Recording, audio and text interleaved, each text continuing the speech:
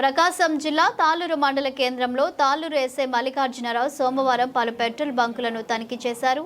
ఈ సందర్భంగా ప్రజలకు, వినియోగదారులకు పెట్రోల్, డీజిల్ అందుబాటుపై వివరాలు సేకరించారు.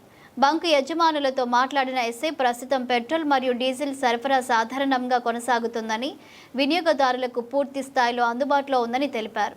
ఇంధన కొరత ఉందని, బంకుల్లో స్టాక్ లేదని వస్తున్న వదంతులను ప్రజలు నమ్మవద్దని సూచించారు.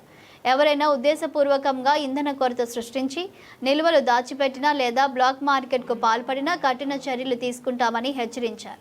అవసరమైతే ఎసెన్షియల్ కమాడిటీస్ యాక్ట్ ప్రకారం కేసులు నమోదు చేస్తామని స్పష్టం చేశారు. ప్రజల అపోహాలకు లోను కాకుండా తమ అవసరానికి అనుగుణంగా మాత్రమే ఇంధనం కొనుగోలు చేయాలని ఎస్ఐ మల్లికార్జునరావు సూచించారు.